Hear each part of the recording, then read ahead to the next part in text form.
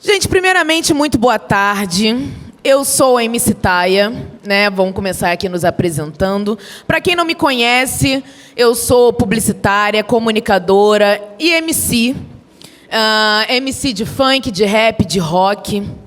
E misturo tudo com funk, porque o funk é a minha grande verdade desde sempre. E hoje a gente vai falar justamente do que é ser mulher no funk, junto com duas maravilhosas. Eu quero que vocês se apresentem também, começando por você, Ramona, por favor. Oi, gente, boa tarde. Para quem não me conhece, meu nome é Ramona Borba, tenho 24 anos, sou gaúcha, sou dançarina profissional. Sou influenciadora digital também, estudante de artes cênicas, ou seja, atriz e empreendedora. Sou a primeira influenciadora a ter um collab de uma coleção de cabelos orgânicos no Brasil, que é muito importante, né? E, assim, estou muito feliz de estar aqui, estou muito feliz de estar com duas mulheres tão potentes. Eu amo quando me colocam com mulheres potentes, que eu fico com o coração quentinho, porque a gente sabe o quanto que o nosso corre é complicado. Então, o quanto tem uma história toda por trás até a gente chegar aqui. E eu acho que hoje vai ser um dia da gente compartilhar histórias muito bonitas. Então é isso, gente. Estou muito feliz de estar aqui. E tu, Renata? Eu mesma, gente. Peço licença para chegar. Eu sou a Renata Prado, sou formada em Pedagogia pela Universidade Federal de São Paulo, sou dançarina de funk, professora, coreógrafa, pesquisadora. Tenho um projeto, né? Faço parte de uma frente política que se chama Frente Nacional de Mulheres do Funk, que é uma organização política do movimento funk, que tem o propósito de debater questões políticas, sociais, culturais, em prol do movimento funk, fazendo enfrentamento político, tendo essa atuação política muito semelhante que o hip-hop tem, só que o funk bebe da fonte do hip-hop, nós sabemos disso, acho que a gente vai conversar bastante sobre isso. E o campo político também não fica desligado disso, né? Então, a Frente Nacional de Mulheres do Funk é uma organização política que existe desde 2017 e que eu sou a diretora dessa frente e venho atuando em diversos estados, fazendo incidência política com outras mulheres do movimento funk, que se coloca nesse lugar de militante para falar sobre a política pública e a relação com o funk, porque falar sobre funk também é falar sobre política, né? Porque se funk é arte e arte é política, então a gente tem que lembrar que o funk também é um movimento político e, atualmente, essa é a minha contribuição com o movimento funk, sendo uma pesquisadora, uma militante do movimento e dançarina também, quando me sobra tempo. Às vezes eu te encontro. Às vezes você me encontra, né? É que hoje eu sou mais professora do que dançarina. Mas estamos aí, jogando tudo. Tudo, perfeitas. Cara, primeiramente eu queria saber de vocês duas como foi o início da trajetória de vocês no funk. Porque eu acho que também são gerações diferentes e culturas diferentes, né? São Paulo, eu sou do Rio de Janeiro, sou da Baixada Fluminense, é outra cultura de funk também. Você do Sul, né? Outra cultura de funk. Então como é que bateu? Como é que o funk chegou na vida de vocês? Pode começar, Ramona. Gente, o funk chegou na minha vida de uma maneira muito engraçada, assim, porque eu vim do Sul, e no Sul, principalmente quando eu era mais nova, era um lugar onde tinha muito preconceito, assim, né? Eu cresci não tendo tanta representatividade, não me sentindo pertencente ao lugar que eu nasci. Então, todas as vezes que eu viajava e ia para o Rio de Janeiro, eu sentia uma coisa que eu senti muito com o funk, que foi liberdade. Eu lembro das minhas primas assistindo e me mostrando e tentando me ensinar as danças. Quando eu me mudo pro Rio de Janeiro, eu sofri bullying, tá? Essa é boa, porque eu não sabia dançar. Aí eu acho que é o maior, assim, ó, virada do destino foi ter virado dançarina. Mas, assim, porque já estava muito conectada com uma cultura que eu ainda não conhecia e eu era muito nova também. Você tinha quantos anos quando você... Eu tinha 6 anos, 6, 7 anos. O Rio de Janeiro, ele é cruel. Não, as meninas, elas eram muito mais pra frente. Não, porque a gente começa cedo. 6 anos a gente já dançava. Já. Elas abalavam. Eu não sabia, gente, eu não sabia. E eu lembro que eu me sentia tão... Mesmo elas brincando comigo, me zoando, porque a cultura era diferente. Eu me sentia muito em casa, o funk abraçava. Eu via esse lugar de... Até por ser uma criança, então não tinha esse outro olhar, que mais velha eu entendi, quando colocaram esse olhar de preconceito sobre o meu trabalho. Eu me sentia muito os meus fazendo arte. E eu gostava de assistir, eu gostava de aprender. Minha mãe ficou apavorada quando eu volto para o Sul e eu quis ensinar para ela a dança do creu. Ela falou, o que está acontecendo lá no Rio? Mas, enfim, eu sinto que o funk ele entra na minha vida com essa questão de liberdade mesmo e de arte. Logo depois eu começo a trabalhar com artistas como Ludmilla, que tem uma voz muito potente nesse movimento, e cada vez mais entendendo toda essa força e colocando no meu trabalho. E... Olha, eu sou geminiana, eu falo muito, mas eu vou parar por aí agora. E tu, Renatinha, como é que tu começou na sua trajetória do funk? Bom, gente, eu sou nascida e criada no Itaim Paulista, extrema zona leste de São Paulo. Quando a gente fala sobre a história do funk no território de São Paulo, na cidade de São Paulo, a gente precisa falar dessa história partindo da cidade de Tiradentes, da zona leste, que é o território onde eu fui nascida e criada. Então, para quem não conhece São Paulo, Itaim Paulista fica muito próximo, relativamente próximo da cidade de Tiradentes, e por conta dessa efervescência do funk no início dos anos 2000, foi a época que eu era adolescente, que eu estava crescendo naquela época, então a gente sabe que na periferia a gente também não tem muitas alternativas de cultura, e a gente cria as nossas alternativas. Então, o baile funk sempre foi uma alternativa cultural para mim, e no início dos anos 2000 era o que a gente mais tinha, né? Hoje a gente tem os bailes, mas antigamente a gente chamava esses bailes de fluxos, né? Fluxos justamente porque era uma coisa muito mais fácil de se organizar. Então, era um carro com aparelho de som muito grande, onde encostava uma praça ali e a gente tinha aquele momento. Então, eu cresço nesse momento do funk, né? Eu sou adolescente nesse momento. Então, eu costumo dizer que eu sou uma pessoa orgânica do movimento funk, justamente por ser nascida e criada no território onde o funk surge, na época que o funk surge. Eu faço parte da primeira geração do movimento funk da capital de São Paulo. Eu tenho 35 anos, não tenho problema de falar a minha idade, justamente para a gente conseguir conectar a história com o tempo, né?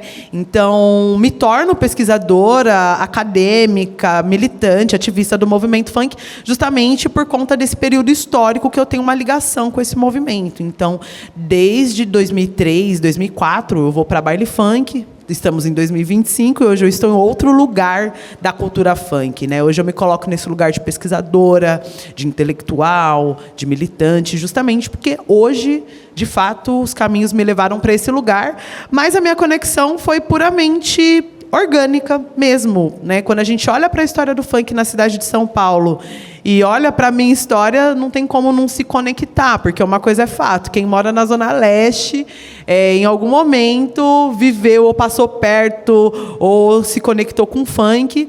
Eu fui uma dessas pessoas, mas que não passou despercebido no funk, né? Eu fiquei. Chique demais. Não, a gente é da mesma geração ali, Sim, né? Eu tô com 32, a gente já se encontrou em outros Exato. carnavais. Sim. Né? E assim, o que você fala comigo também bateu muito, porque eu sou do Rio de Janeiro, sou de Nova Iguaçu, Baixada Fluminense, cresci na Baixada Fluminense. E então, assim, aí todo mundo fala, nossa, mas você é roqueira e gosta de funk, você faz funk com rock, porque, cara, tipo assim, não tem como eu dizer que eu não escutava funk o dia inteiro. Era o dia inteiro. O Furacão 2000, aquele CDzinho primeiro da Furacão 2000, na verdade eu lembro do Rap Brasil. A minha mãe tinha o Rap Brasil, depois foi o Furacão 2000, era aquilo o dia inteiro, assim. Então é um amor que a gente tem pela toda a história, cultura do funk. O funk trazendo também esse pertencimento que a mulher negra, né, se vê, né? A primeira vez que eu vi, tipo assim, uma mulher preta na televisão foi dançando funk, sabe? Que eu, enfim, que eu me lembre dos anos 90, 2000 ali.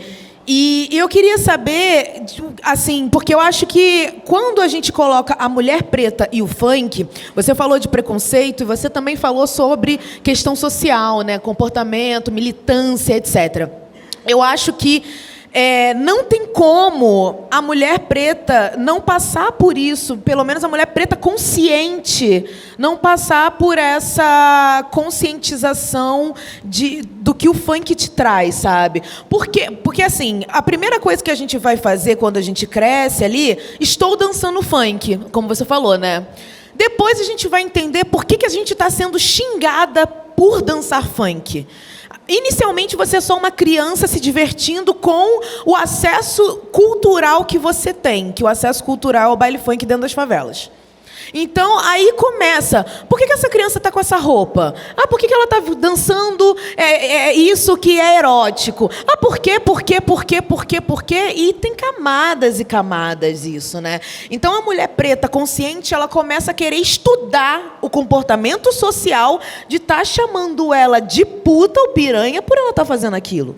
Né? Porque são essas palavras.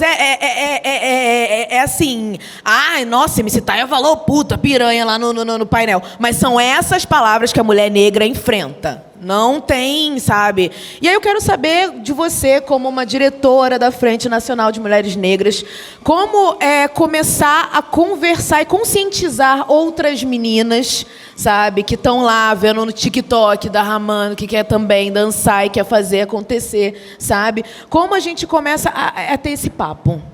Olha, eu acho que o primeiro caminho é a escola, né? Eu acho que o caminho sempre vai ser a educação. Eu acho que quando a gente fala sobre educação sexual nas escolas, a gente também está falando sobre isso, né?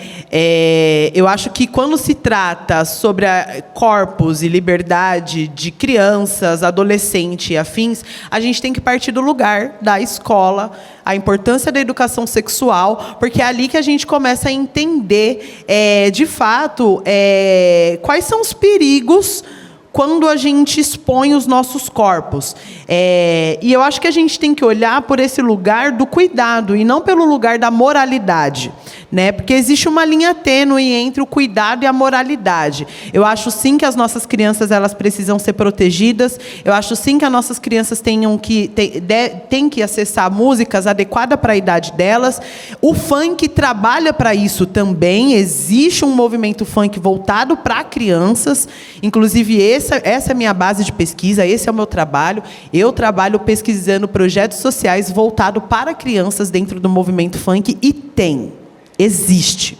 Tá? Existe. O problema é que a gente faz uma disputa de narrativa com o que o Datena coloca na TV. A gente está ali fazendo a todo momento uma disputa de narrativa para mostrar que funkeiro não é bandido, que funkeira não é promíscua, que não é porque você vai num baile funk que você vai voltar para casa grávida. Então a gente luta contra todos esses estereótipos e o que poderia contribuir para a gente combater esses estereótipos seria a educação sexual nas escolas. A Frente Nacional de Mulheres do Funk, ela tem um trabalho educativo, social, de estar em diversos espaços fazendo essa formação, falando da perspectiva do funk a partir da narrativa das mulheres, que é uma coisa que nos falta. Quando a gente fala de narrativa de mulheres dentro do funk, é um recorte muito peculiar, porque, veja, é só a gente olhar para esse painel. Tem 3 mulheres pretas falando sobre funk, e, teoricamente, isso daqui está vazio. A gente sabe disso. Se, de repente, fosse o Hariel, que é um menino branco do funk que é famoso, de repente, isso daqui teria fila para as pessoas entrar. Quando são mulheres negras falando de funk, falando dos seus corpos, da sua subjetividade, isso não é interessante.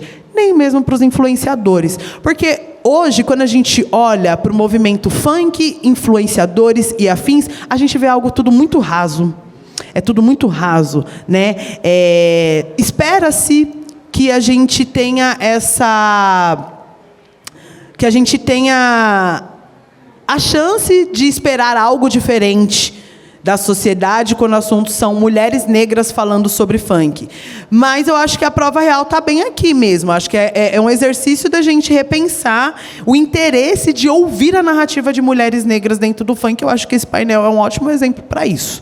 Então, quando a gente fala da proteção dos nossos corpos, da proteção da nossa narrativa, do nosso lugar dentro do funk, em busca pela visibilidade e todas essas questões que permeiam o corpo de mulheres negras, é enfrentamento como esse que a gente passa. O apagamento, a invisibilidade, o silenciamento. Porque uma coisa é fato, tem mulheres negras fazendo projetos incríveis dentro do movimento funk. Existe um movimento funk voltado para crianças, que está de acordo com o Estatuto da Criança e do Adolescente, que está de acordo com o Estatuto da Juventude, que está de acordo com tudo isso, mas ainda assim a mídia, os influenciadores ainda querem olhar para o que tem de mais raso no funk. Então a gente precisa começar a repensar. Né? Sim. Na verdade, é o que vende, é o que a mídia incentiva, porque a mídia quer que todo mundo conheça o MC que não estudou até a 8ª série.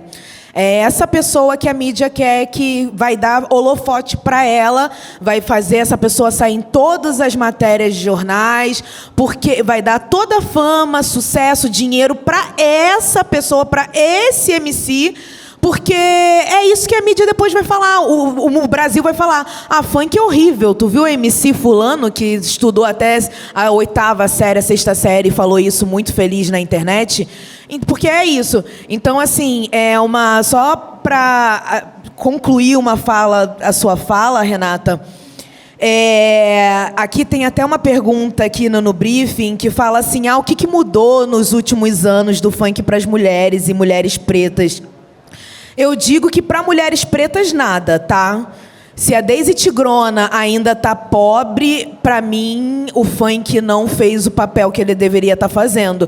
Se a gente tem mulher preta, se a Tati Quebra-Barraco não tem o mesmo dinheiro que o MC Daniel, para mim o funk ainda não chegou onde que ele deveria. Se a Daisy Tigrona ainda, não tem o mesmo apartamento, a mesma mansão em Alphaville, que, enfim, vários MCs daqui de São Paulo conquistaram, o funk ainda não chegou em seu ápice. Se a gente não tem ainda uma Valesca Popozuda tão rica quanto uma Pipoquinha, uma Bibi Baby Doll, a gente ainda não chegou no nosso ápice. Então, assim, o funk ainda tem muita coisa para se conversar, e é isso que a Renata falou mesmo. Mulheres negras não são interessantes, gente. Ponto. Mulheres negras são interessantes em papéis que mulheres negras deveriam ficar, rebolando a bunda, sem falar muita coisa. A gente nós somos 3 pessoas que estamos indo contra a maré e brigando sempre contra milhões de pessoas corporativas, etc, etc e tal, porque as pessoas não querem escutar mulheres negras não são aptas a falar. Rebolar a bunda, tudo bem. Rebolar a bunda, tudo bem. Mulher preta no Brasil foi feita para isso. Então, Ramana, eu quero te passar também agora uma visão sobre empreendedorismo. Por quê? Aí teve um momento que a mulher negra entendeu que ela poderia monetizar isso. Total. E que ela poderia viver disso, que ela poderia monetizar isso, que ela poderia usar o sistema contra ele mesmo. Exato. Eu tenho uma tatuagem, inclusive, que é então fala. Usando o sistema contra. Mas eu queria fazer uma observação também, que eu sofri muito disso na internet, essa sexualização. Principalmente porque eu vim da dança e eu tinha essa visão de liberdade. Nunca fui de escutar muitas críticas, até porque era uma coisa que muitas outras meninas estavam fazendo. Mas quando era o meu momento de fazer, era o meu momento de dançar, tinha um olhar que era um olhar assim, de pessoas perguntarem: nossa, mas como você tem coragem de fazer? Eu falei: gente, mas tem tantas pessoas dançando. Eu sempre tratei o meu canal no YouTube como um canal, eu sempre falei, family friends. Então eu escolhi as músicas que não tinham palavrão, porque eu sabia que tinham muitas meninas. Eu gostava de fazer o Mana Ajuda, que era um quadro onde eu ensinava passos de amiga. Então, vamos aprender o quadradinho para você arrasar nas festas. Era uma coisa leve, como eu sempre vi o movimento. Uma coisa leve. Em todos os movimentos vão ter, sim, lugares e momentos onde as pessoas vão mostrar suas visões, suas vivências. Mas, assim, como no rock tem, que a gente estava conversando, o funk também vai ter, o hip hop também vai ter. Só que colocam o funk como se ele só tivesse esse lugar. Ele não tivesse o funk para as crianças, que todo mundo gosta do... Eu aprendi esses dias o bolo fofo, né? Pão de queijo. Entendi nada que ele estava falando, mas eu vi que é um sucesso entre as crianças, só para baixinhos. Tem várias vertentes que são muito silenciadas, porque é muito fácil você marginalizar e falar: é isso, eu identifico o funk nesse lugar. E quando você é dançarina, que já é um lugar que é muito silenciado...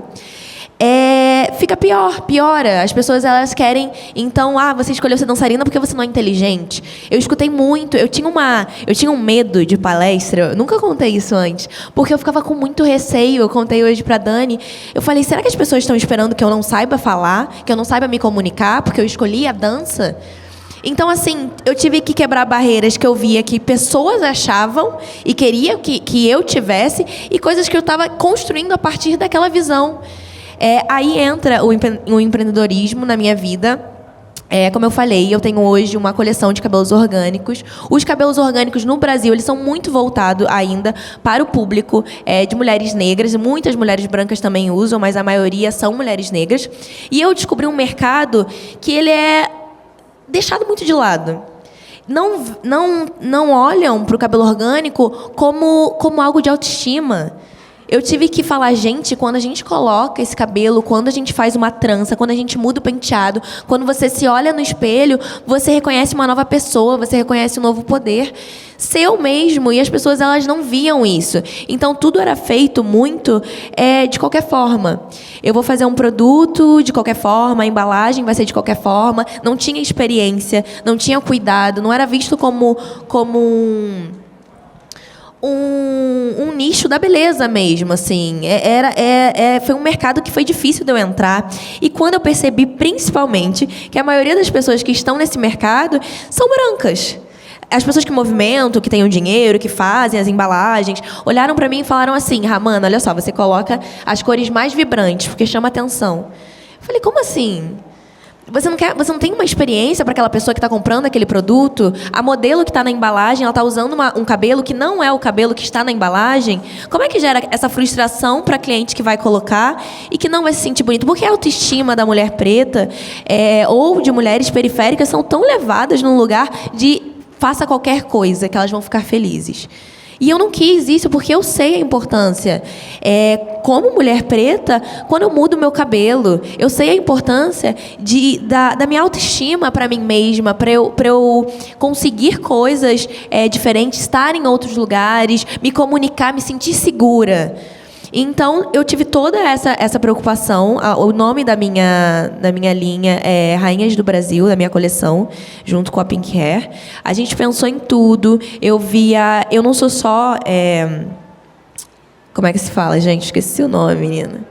Eu não sou só a garota propaganda, é isso. Sou co-criadora também. Eu participei de todas as etapas, porque eu queria entregar um produto com excelência, mas eu também queria que as meninas, elas não tivessem uma coisa que às vezes eu tinha, que era vergonha de mostrar a embalagem, porque eu não achava tão bonito. Poxa, todo mundo quer mostrar um cabelo bonito e postar nos stories, sabe? Todo mundo. Tenho muitas meninas, quando vão pro baile funk, falam, Ramana, hoje eu vou usar o seu rabo de cavalo. Eu falo... Obrigada. E elas querem mostrar, elas querem falar que o cabelo delas, o nome é realeza, é coroa suprema, que são os nomes, é lady. Sabe? Tem essa importância. E eu vi essa falta, eu vi como não davam esse valor à nossa autoestima, e a gente falou, cara, se não tiver ninguém, eu tenho muito isso. Eu acho que todas nós aqui, né? E muitas também que estão aqui. Se não tiver ninguém fazendo, eu vou fazer. É difícil, é complicado. Você toma várias assim, portas na cara bizarras. Eu entendo o quanto que... E foi muito importante isso que vocês falaram, que o movimento ainda não mudou completamente. Porque uma das coisas que às vezes eu me sinto ingrata quando eu escuto essa... Não, porque agora já está muito melhor, né?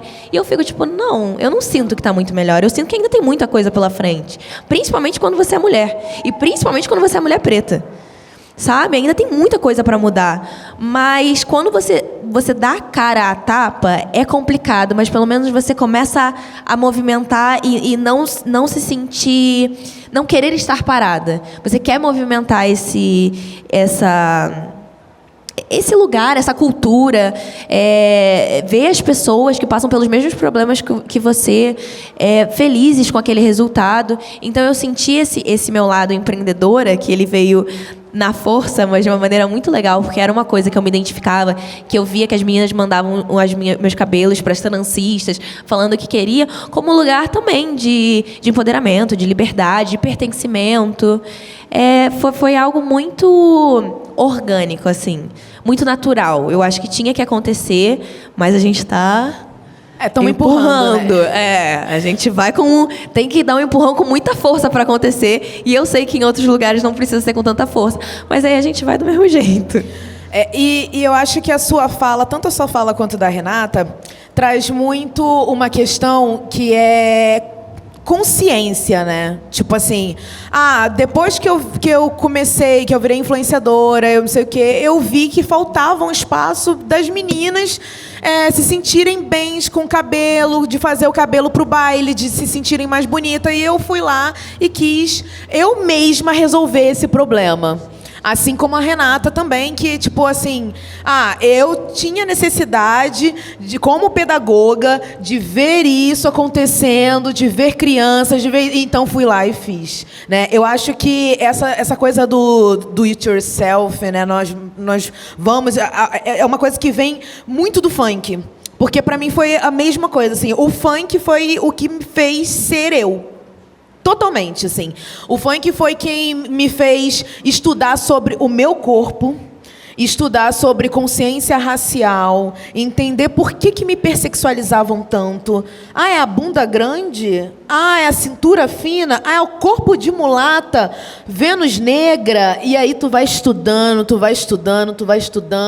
e você vai lendo, aí você pega um livro aqui, um livro ali, quando você vai ver, você já tomou um conhecimento que é só você querendo saber sobre você mesma. Por que estão te xingando? Por que eu usar um short curto que, para mim... na minha favela bate 45 graus na sombra, Nova Iguaçu. É sensação térmica de 50 agora com aquecimento global. Eu não posso usar um short curto porque minha bunda é grande?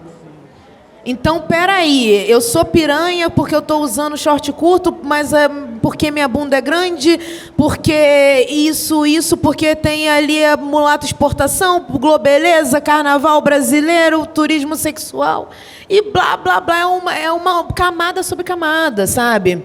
Então, assim, a próxima pergunta que tem aqui é se vocês já viram ou presenciaram alguma revolução que o funk fez. Revolução, transformação que o funk fez. Que eu tenho certeza. Olha, eu acho que hoje... É muito importante essa sua pergunta, porque é nesse momento que a gente vive hoje, né? Quando a gente fala sobre criminalização do funk, por exemplo, a gente percebe que hoje a gente vive na maior onda de criminalização da história do movimento funk. O movimento funk ele é perseguido há muitos anos, né? A primeira CPI do funk ela acontece em 1999. A gente tem casos de vários MCs sendo presos. Sequência disso aqui em São Paulo, a gente tem a morte de MCs na Baixada Santista. Então, a gente tem uma perseguição histórica com o movimento funk, que se a gente fosse olhar para o histórico que o movimento funk enfrenta de perseguição com a polícia militar no Brasil inteiro, a gente entenderia que é uma perseguição histórica, que é uma continuidade do processo de escravização, porque a gente ainda está falando de jovens negros da periferia, né? Essa perseguição ela aconteceu com o samba, ela aconteceu com o hip hop, segue acontecendo com o hip hop, só que hoje a bola da vez é o movimento funk. E quando a gente fala sobre perseguição de política de morte com o movimento funk, hoje eu percebo que existe uma transformação no movimento, porque o movimento está se organizando politicamente para fazer esses enfrentamentos. Na história do funk, a gente sempre foi perseguido, mas nos dias atuais a gente tem um movimento funk orgânico, organizado para bater de frente com toda essa perseguição política que o movimento funk vem sofrendo e que vem sendo chancelado por grandes empresários do movimento funk. Então, hoje o movimento funk ele encontra diversos novos momentos. Um deles é a crescente do neoliberalismo presente no movimento funk. A gente encontra a aproximação de possíveis relações de lobby entre grandes produtoras e instituições governamentais, né? Porque essa relação de instituição governamental com empresariados mal feita é resultado de um lobby. Então, a gente percebe que o funk hoje está indo por esse caminho e que a gente precisa apontar quem são esses autores do movimento funk que estão chancelando essa política de morte com as instituições públicas governamentais. faz. Eu acho que é muito importante a gente dar nome aos bois para a gente entender qual é a conjuntura política que o movimento funk hoje enfrenta e que é novo. Então, respondendo a sua pergunta, Taya, a transformação social que o movimento funk hoje encontra é a transformação política, porque hoje a gente encontra o avanço do neoliberalismo com o movimento funk, a gente encontra grandes empresários se apoiando nas instituições públicas para fazer uma prática de política suja, de possível lobismo, né, de lobby, e a gente precisa dar os nomes para a gente entender o que está acontecendo. E a gente tem, por exemplo, hoje eu vindo para cá, abri o meu Instagram e vi uma foto do produtor do Rodrigo da GR6 ao lado do governador Tarcísio. Né? Então, por exemplo, isso já é um exemplo do que não deveria estar acontecendo no movimento funk, porque a gente tem um grande empresário que tem um grande empreendimento, que tem artistas de funk, que, segundo ele, promove a cultura funk, ao lado de um governador que assina a política de morte do movimento funk, porque é o governador que responde pela segurança pública do Estado. E esse governador, que está ao lado do grande empresário do movimento funk, que assina a política de morte do movimento funk, é só a gente olhar para ver o que está acontecendo em Paraisópolis, por exemplo, né?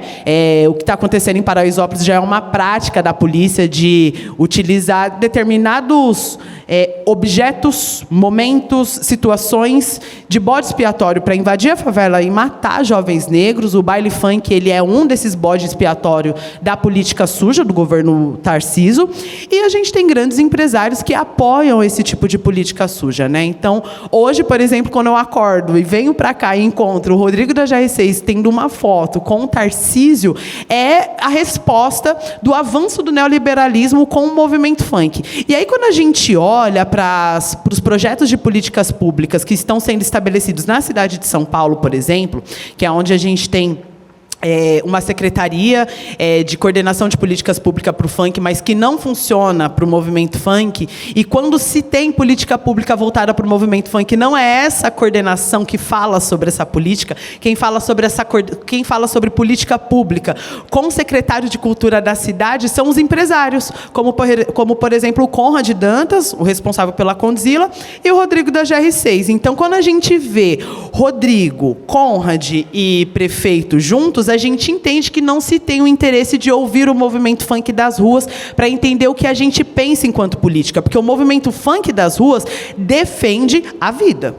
A gente não quer a polícia entrando em baile funk para matar jovem preto, utilizando o baile funk como bode expiatório, porque a desculpa da polícia é: vamos invadir favela para acabar com o baile funk por conta da perturbação de sono. Eu acho sim que a questão de perturbação de sono é uma questão que precisa ser discutida na periferia, mas não é baseada na política de morte que o Tarcísio implementa e a GR6 e a Condzilla abraça. Né? Chancela, está ali falando que está tudo bem. Então, acho que é importante a gente dar o nome aos bois, aos autores dessa conjuntura política neoliberal que o movimento funk vem enfrentando, porque os jovens estão morrendo. Né? É o jovem preto da periferia que está sendo preso, é o jovem preto da periferia que está sendo morto. É só a gente ver o que está acontecendo em Paraisópolis. E aí, quando a gente olha para o movimento funk, na internet, na influência, a gente não vê ninguém falando sobre isso. Resultado disso, a gente vê um painel desse com cadeira sobrando.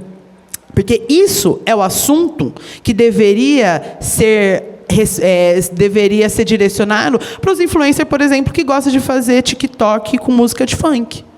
Né? Porque olhar para o movimento funk só como música, só como dança, é muito raso. Né? Não é à toa que a gente tem uma empreendedora que olha para o movimento funk e enxerga o funk numa outra perspectiva. Não é à toa que a gente tem uma cantora de rock, mas que olha para o funk numa outra perspectiva. Não é à toa que eu sou uma pedagoga formada que olha para o funk em outra perspectiva, porque o funk está em todos os outros lugares, não somente na questão da segurança pública. Então, acho que é importante a gente dar nome aos bois, porque essa cultura está sendo perseguida. Hoje a gente tem 3 mulheres negras falando sobre funk, mas eu mesmo sou frequentadora de baile funk. Que bom que vocês estão aqui me ouvindo, porque eu posso ir para um baile funk e, de repente, não voltar. Porque é isso que acontece com jovens negros na periferia, e os grandes empresários não se importam com isso. Então, acho que é muito importante a gente entender qual é a transformação do funk que a gente está vendo hoje. Hoje eu enxergo o avanço do neoliberalismo no movimento funk, mas eu também acredito no movimento funk potente e organizado, que é o que está acontecendo hoje, porque da mesma forma que o neoliberalismo avança, o movimento funk se organiza. E hoje a gente tem uma frente estadual parlamentar que é construída com autores do movimento funk, com o movimento funk, com pessoas que entendem de fato o movimento funk de rua e que não está atrelado às grandes empresas. Porque empresário quer dinheiro e se aproximar do poder público para conseguir dinheiro é o melhor caminho que a política de lobby nos proporciona. No caso, proporciona aos empresários. A mim não, porque eu estou do outro lado da trincheira. O meu lado é com o movimento, é por isso que eu defendo ele, a partir de uma luta que a gente tem que entender como democrática. Porque da mesma forma que essa política podre de neoliberalismo avança dentro do movimento funk em paralelo com o poder público, a gente tem um movimento funk organizado que está batendo de frente para que isso não seja uma realidade nossa. Total, Renata. Assim, e a gente... Palmas, pelo amor de Deus, gente. Porque é muito importante a gente conversar sobre isso, porque as pessoas sempre acham assim, a Anitta quase ganhou Grammy com Funk Generation. O funk está no mundo. Beyoncé colocou funk no último disco dela. Não sei aonde está tocando funk. O funk, nossa, agora o funk virou a maior coisa sabe? E assim, sim, a gente tem grandes empresários políticos que estão ganhando dinheiro e fazendo nome em cima do funk, em cima da perseguição do funk, mas a gente ainda tem a mesma... Parece anos 90, gente, nada mudou. É uma... Assim, aí o que acontece? Nos nossos ouvidos e olhos, tão acostumados de ler essas notícias todos os dias, a gente naturaliza e banaliza. Mas não deveria. Assim, uma festa junina não deveria terminar com um trabalhador de 23 anos morto, sabe? Só porque ele foi na festa junina do Santo Amaro, do bairro dele. Isso, e tipo assim, não deveria alguém subir o morro para poder curtir, enquanto o adolescente branco vai para a balada ali bonitinha, que tem segurança na porta, uma estrutura maneira, toda, né, luzes e telas e etc. E o favelado não tem isso. O favelado ele vai para a quadra, porque é na quadra que tem som. E aí ele não deveria morrer só porque ele quer curtir um lazer aos fins de semana, sabe? Isso é uma coisa que é absurda. E aí a gente está chegando em 2026, né? Eleições ano que vem. Eu quero muito que quem esteja presente aqui preste atenção em todos os candidatos que vão usar o funk para se promover. Porque, por exemplo, aquela Vetorazo lá, Andressa? Essa Amanda, porque Andressa, Amanda, essa branca tem tudo nome assim, né? Enfim, essa mulher, assim, ela tá vivendo para fazer uma politicagem contra o funk. Ela nem é do Rio de Janeiro e ela quer ficar falando de MC do Rio de Janeiro. Porque com os daqui ela não bate de frente, ela sabe qual é o problema que ela enfrenta aqui. Tem 3 letras. E então, os daqui ela não bate de frente. E aí ela quer ficar perturbando o Rio de Janeiro, porque o Pose, porque o Oruan, porque... O Oruan, gente, a gente esqueceu o Oruan na cadeia, tá? A gente esqueceu o Oruan na cadeia. Vai fazer 1 mês que o Oruan tá preso. E a gente não está vendo um movimento, além de funkeiros, além de... A gente não tô vendo, eu não estou vendo na internet um movimento falando sobre a soltura do Oruan. O Oruan está preso. E ele não... Eu vi só militantes negros falando sobre a soltura do Oruan. O Oruan está 1 mês na cadeia. E assim, tem milhões... Os caras já fizeram ele réu. Já tornou réu, já foi para a cela, junto com outros presos. Ele já está em cela com outros presos. E ele não tem ainda, não tinha nem as acusações ainda, não estavam provadas, não são provas, ele não tem nada provado e ele já está preso. Então, assim, a gente tem um dos maiores MCs do Brasil, que fez shows lotados em Portugal, Barcelona, enfim. A gente tem um dos maiores MCs do Brasil preso hoje, por uma briga política por ser filho de alguém. Porque ele mesmo não tem crime. Então, a gente ainda está e aí a gente vai perdendo muita coisa com isso, e são coisas que a gente tem que pensar o tempo todo, porque o funk... Por que o funk é político? Porque tem gente sendo morta e presa o tempo todo por conta do funk. E no momento que o funk branco está crescendo muito, porque a gente pode falar de funk aqui. A gente pode falar que o funk agora está entrando nos maiores festivais de música eletrônica do Brasil. Eu fui no Só Track Boa, teve Fatboy Slim de um lado e teve funkeiro do outro. Tomorrowland já tem gente de funk tocando. E aí, quando a gente vai ver esses DJs de funk que estão tocando nesses lugares também, a maioria são brancos. A grande maioria desses DJs que estão transformando o funk... Não transformando o funk sempre foi música eletrônica. Sempre. É preconceituoso dizer que o funk não é música eletrônica. Ele é. Mas tem alguns DJs que estão trazendo o funk junto com o techno, com não sei o que lá, que o branco ele já higieniza e nem acha tão funk assim. Então, mas sobre isso, peço a palavra para a gente trazer um ponto de reflexão muito interessante, porque esse tipo de coisa só acontece porque, tentam a todo momento desvincular o funk da cultura negra. Então, quando se tem esse caminho de tirar o funk do lugar de cultura negra, naturalmente a gente começa com um processo de embranquecimento da cultura funk. E é importante lembrar que tudo isso acontece porque a gente está passando por um momento de privatização da cultura funk à luz do dia, né? Então, quando a gente vê Ricardo Nunes junto com Rodrigo da GR6 e junto com Conrad Dantas desenvolvendo projetos políticos públicos-privado, é a resposta da privatização do movimento funk, e o movimento funk precisa se organizar para que coisas como essa não aconteçam, porque, quem decide a política pública do movimento funk tem que ser o movimento funk. Existe já caminho para isso. Isso impacta em todas essas questões de quando a gente fala do nosso lugar enquanto cultura e quando a gente fala sobre o nosso protagonismo de pessoas pretas dentro dessa cultura. Então, é importante entender que o funk hoje ele está passando por um processo de privatização em apoio dos grandes empresários,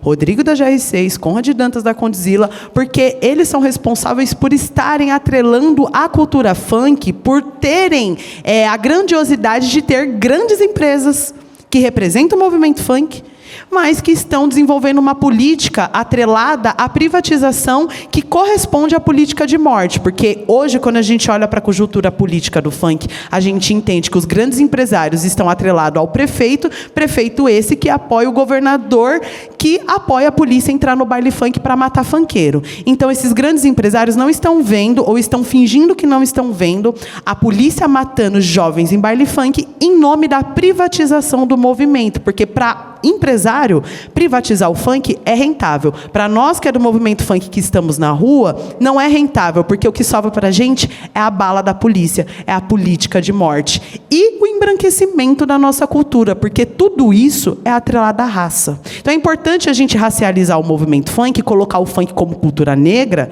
para a gente não se perder nas ideias, porque a gente ainda está falando de cultura preta. Exatamente. Uma coisa só que eu... Desculpa. Não, eu ia te passar para você. Eu ia passar para você mesmo. Ah, tá. Mas eu só queria fazer uma observação, porque eu acho que quando a gente fala sobre esse embranquecimento, muitas vezes as pessoas ainda ficam, não, mas não vai acontecer isso, até porque tá muito na memória ainda o funk ligado à cultura negra. Só que é o que aconteceu com o country, é o que aconteceu com o rock que a gente estava conversando. De fato, acontece. E aí, depois de acontecer, é muito difícil para voltar. Porque cria uma barreira para as pessoas que construíram aquele movimento. E distanciam. Aí acontece, vou ter que citar a minha diva, tá? Beyoncé. Mas acontece o que aconteceu, ela ganhou lá a premiação, o Grammy, fizeram o que logo em seguida? Uma categoria para álbuns que não são tão country, que não são country legítimos. Porque discutiram, sim, que o álbum que ela fez, como ela trouxe de novo esse country negro, que é o original, não era country o suficiente. E como é que um movimento que começou com pessoas negras foi tão embranquecido e tão afastado das pessoas a ponto de citarem ou dizerem o que é o que não é? E que, sim, se a continuar nesse processo todo, pode acontecer daqui a alguns anos. as pessoas elas estão muito presas no agora. Agora eu identifico ainda funk como uma cultura negra, por isso que eu marginalizo, por isso que eu coloco de escanteio, por isso que eu coloco naquele lugar, que não é alguma coisa boa. Mas daqui a alguns anos ele vai ser tão incrível, tão Ibiza, né? Vai ser tão eletrônico. Exato. Que aí não vai ter sentido. Eu falar, gente, já fez parte da cultura preta e acontece esse distanciamento. Ramana, eu ia passar para você mesmo, para puxar esse gancho de criadoras de conteúdo que dançam funk pretas e criadoras de conteúdo que dançam funk brancas, porque eu vejo que tem uma diferença imensa. Exato, ela até olhou para cima e respirou. Por quê? Eu vejo que tem uma diferença em algoritmo, né? Ali o engajamento, quem está ganhando com isso e também a questão estereótipo e marginalização. Eu vejo que mulheres pretas ainda são muito marginalizadas por dançar funk. 2025, galera. Tipo assim, pelo amor de Deus, sabe? E isso porque eu cresci, tipo assim, minhas melhores amigas, Renatinha aqui, Thaísa Machado, lá do Rio de Janeiro, que é um nome potente demais do funk, como mulher preta, como uma pensadora do funk também. Cresci com essas mulheres maravilhosas que são dançarinas de funk. E assim, eu sempre vi isso.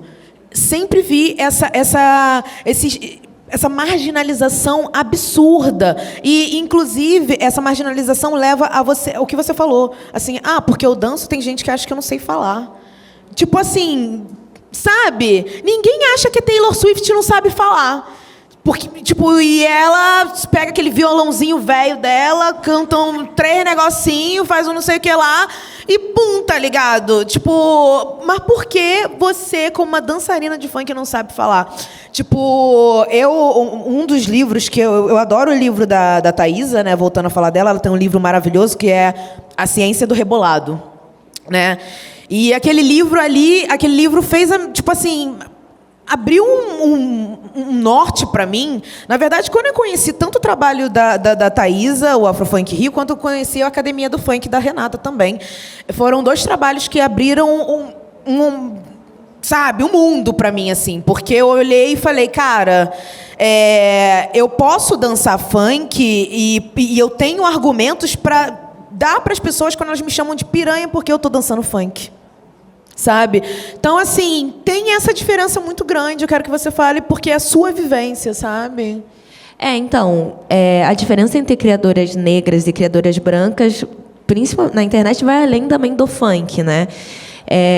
Quando você é uma criadora negra, você já entende que você vai ser desvalorizada e que você tem que correr muito atrás para uma valorização. As marcas elas já vêm com esse preconceito. O mercado ele mudou um pouco, sim.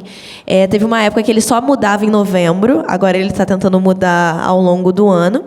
Só que já é difícil sendo uma criadora negra. Quando você trabalha com dança, e isso vai até um pouquinho além do funk, o funk é o lugar que a marca não quer. A marca ela não quer o funk. O funk é o lugar que daí você não vende, parece que você não tem nem público, porque sexualizam tanto que é um lugar que, tipo assim, é melhor não. Quando você é dançarina e você vai, que foi o que eu fiz? Eu comecei com alguns vídeos de funk, aí eu dei uma parada, porque eu estava sofrendo um hate, eu era muito novinha. E as pessoas, elas chegavam e falavam, não, mas por que você fica rebolando a sua bunda? Porque elas sempre falam assim, elas não levam aquilo que você está fazendo com dança. Tinha toda uma coreografia, eu podia fazer 3 piruetas, ninguém ia levar isso, mas na parte que virou, pronto, vulgar. E aí eu estudei outras coisas, estileto, hip hop, me profissionalizei, comecei a trabalhar com a dança comercial no Brasil. E quando você fala sobre dança comercial no Brasil, você fala sobre funk. A dança comercial no Brasil, ela é funk. Ela vai ter, sim, jazz funk, outros elementos de outras danças, mas o funk é o principal. As principais artistas brasileiras são funkeiras, vieram do funk. Podem, hoje em dia, estar com outros gêneros, mas também todo mundo o que quer e o que fez elas chegarem no lugar que elas estão foram funk.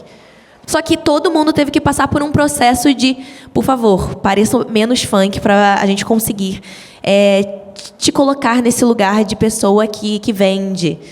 Então, assim, a diferença entre criadoras brancas e criadoras negras é isso. É sobre a desvalorização que a gente sofre. É sobre a sexualização que é num lugar que é muito bizarro e muito cruel. É sobre uma frustração que você também sofre como influenciadora. Porque o que eu mais recebo de mensagem...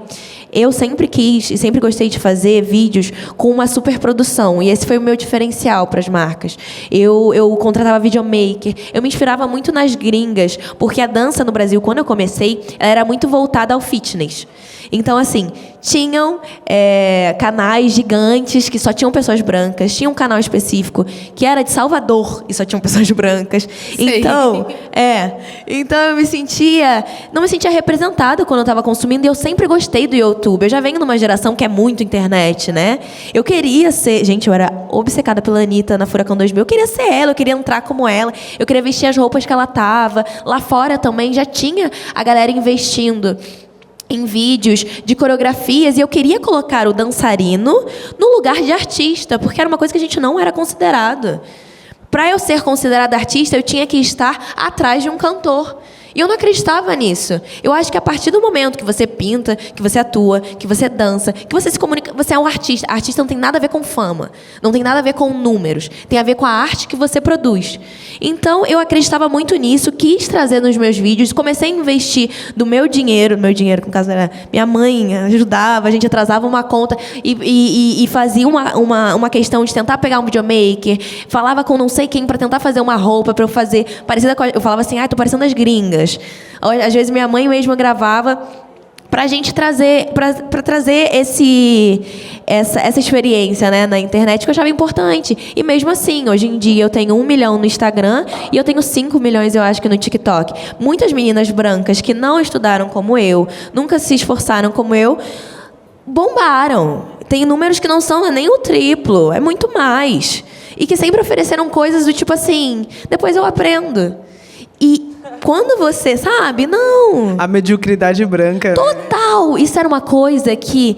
E como eu ainda estava construindo isso de estudar, de entender, isso eu tinha 17, 18, entrava na minha cabeça e criava um lugar de frustração porque a minha mãe é branca. Então eu fui criada com uma coisa de, não, se você se esforçar, você vai conseguir. E eu tive que aprender na prática que não. Que eu vou me esforçar, mas eu vou fazer aquilo por mim mesma. Então eu tive a educação da minha mãe e a educação na prática. Que eu falei, mãe, olha só, me desculpa, mas você vai ter que aprender agora comigo. Porque é muito complicado. E acontece esse distanciamento, eu tenho que receber muitas mensagens de meninas negras que falam, mano, eu te acompanho há tanto tempo, você deveria ser maior.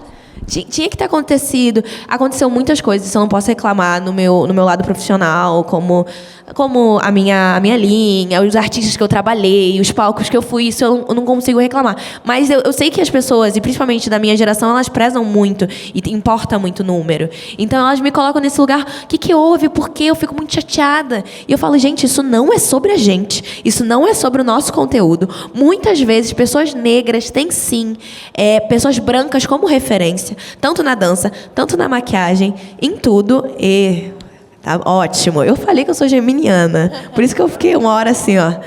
Mas é muito complicado. É um lugar que a gente tenta cada dia mais. Eu tento sempre estimular meu algoritmo a ter pessoas negras. Eu quero saber uma maquiagem que seja uma influenciadora preta me ensinando.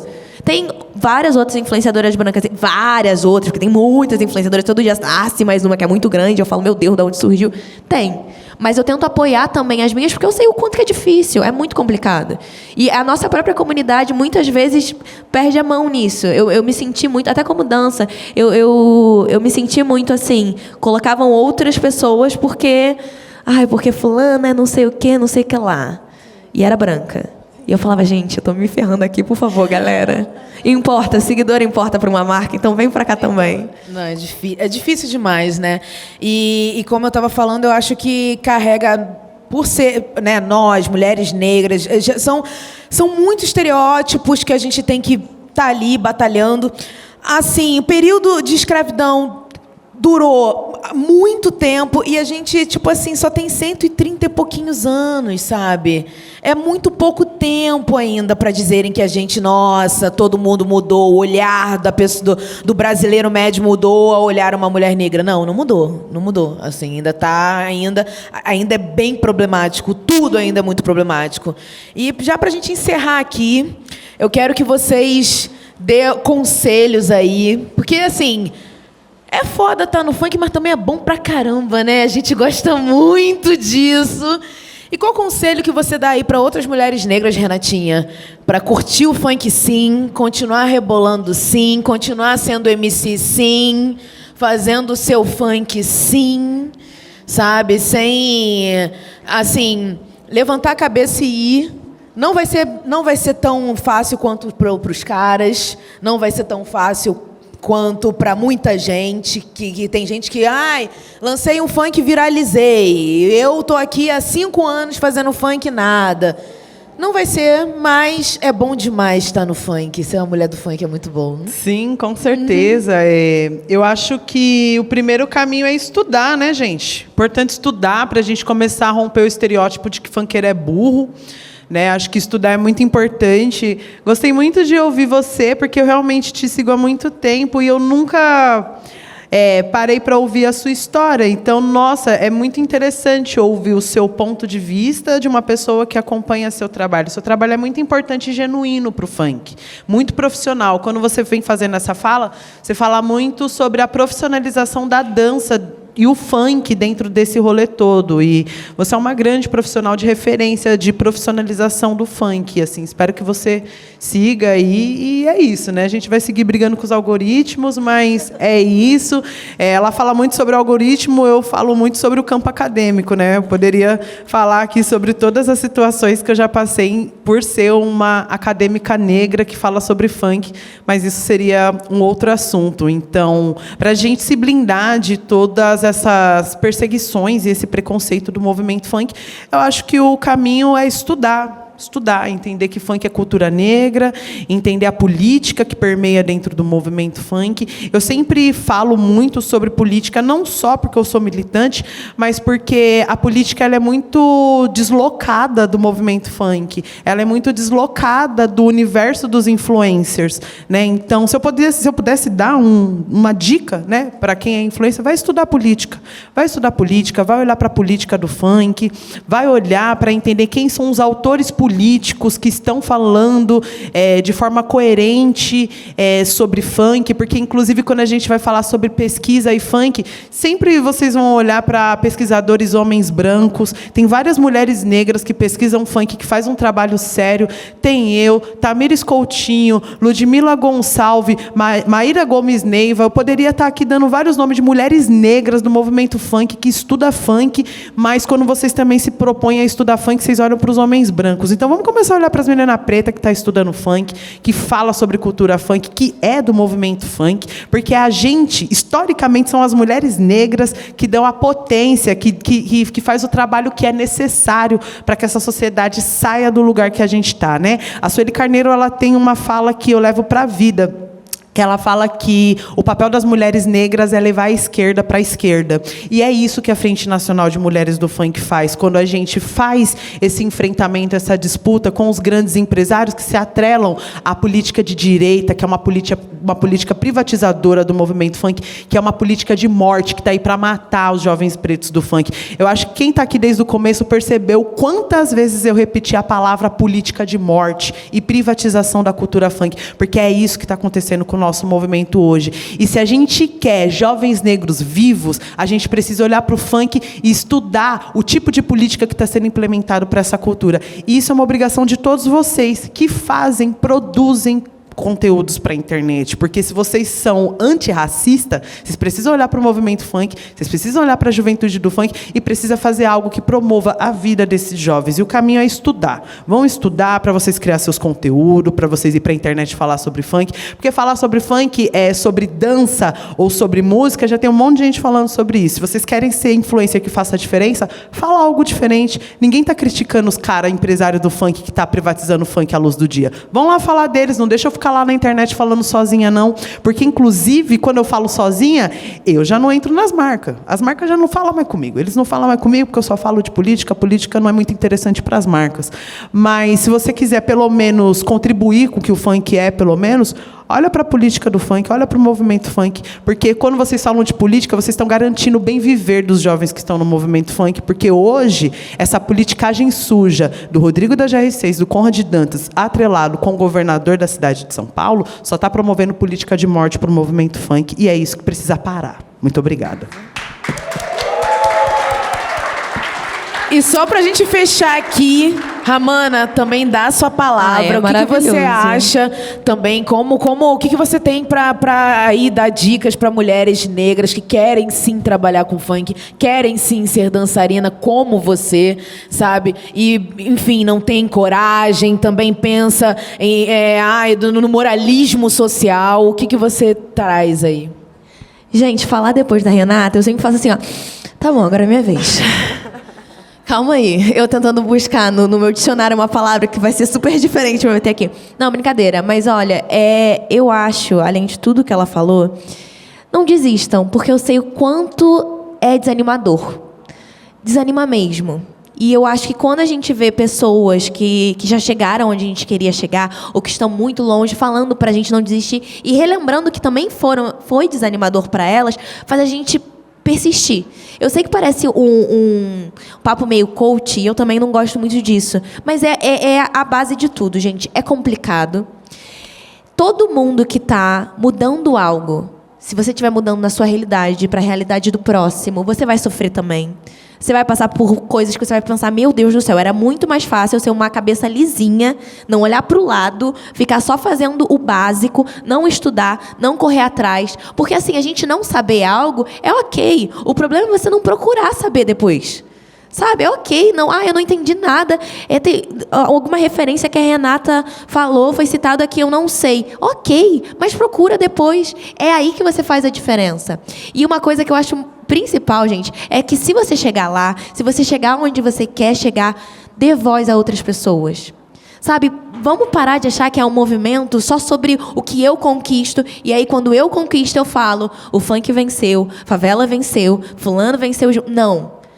Sabe, todo mundo pode vencer junto, sim, mas você tem que olhar para o próximo, tem que dar voz a quem não tem voz ainda, porque é muita gente que não tem.